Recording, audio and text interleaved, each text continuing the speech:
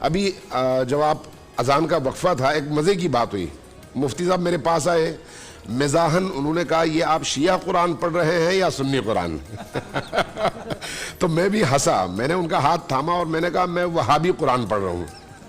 اس کی وجہ یہ ہے کہ جو قرآن میں پڑھوں گزشتہ 3 سالوں سے کم از کم یہیں پر بول کے انہی رمضان ٹرانسمیشن میں لوگ دیکھتے ہیں, یہی قرآن میرے ہاتھ میں, اور کم از کم 3 بار اس مبارک مہینے میں اس کا ختم ہوتا ہے ماشاءاللہ. تو یہ جو قرآن ہے یہ سعودی عرب کا چھپا ہوا ہے اور اس کا مترجم جو ہے وہ وہابی ہے.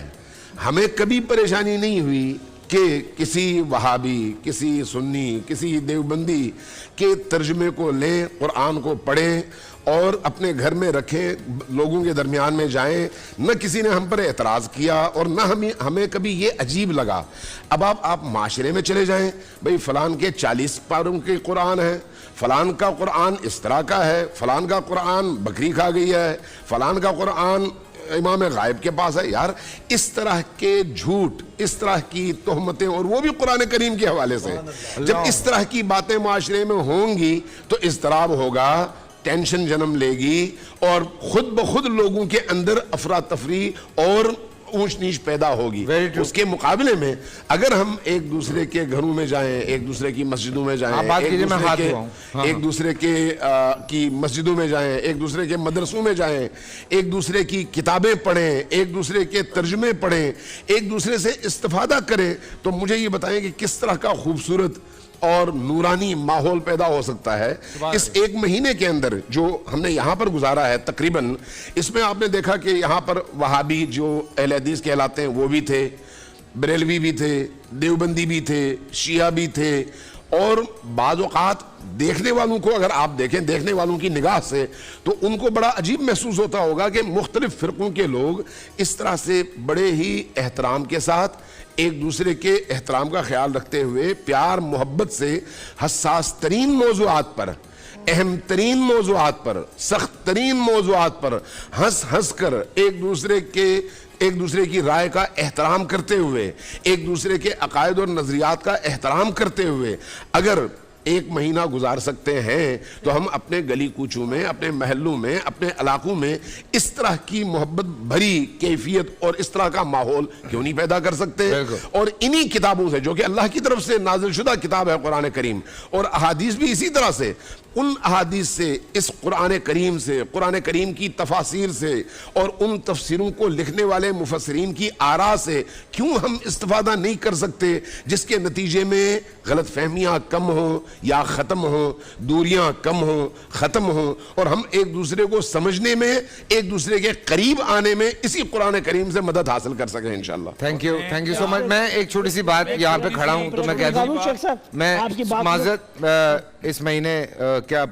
پورا سال ڈیٹول سے ہاتھ دھوئے اور جراثیم سے پاک رہے, کیونکہ ہم یہ کہتے ہیں صفائی نصف ایمان ہے. اور صفائی کی اگر میں بات کر رہا ہوں تو اس میں ایک غالباً میں نے پڑھا ہے, پتہ نہیں صحیح ہے کہ نہیں ہے,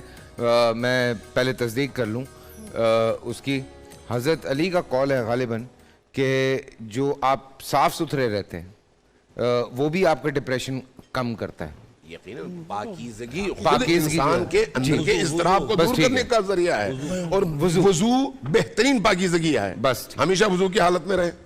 سبحان اللہ. میں بات کو ذرا میں مکمل کر لیتا ہوں. ایک چیز میں بالکل شہیدی صاحب کی بات سے یہ 100% ہم اتفاق کرتے ہیں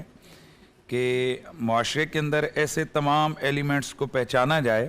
کہ جو باہم بیرونی اشاروں کے اوپر مسالک کے مابین نفرتوں کی دیوار کھڑی کرتے ہیں. آپ ہی کے یہاں سوشل میڈیا کے اوپر یہ چیز پچھلے سال ہائی لائٹ ہوئی, جس سے پورے ملک کے اندر ایک قرآن کا نسخہ ملا ہے اور اس پر تحقیق ہو رہی ہے, اور وہ اس دور کا ہے کہ جس دور میں, اور وہ اصلی قرآن کا نسخہ. تو جس وقت اس قسم کی چیزیں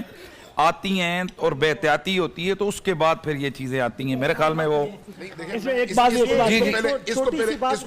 یہ جو چونکہ پچھلے سال ہو چکا ہے, اس لیے میں یہ عرض کرنا چاہوں گا, میں آپ کی بات کا جواب دوں چونکہ وہ اہم ہے,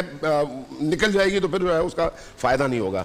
پچھلے سال ایک صاحب نے اپنی گفتگو میں یہ کہا کہ ہمیں قرآن کریم کا ایک نسخہ ملا ہے جو امام موسیٰ کاظم علیہ السلام کے اپنے ہاتھ کا لکھا ہوا ہے, اصلی نسخہ ہے,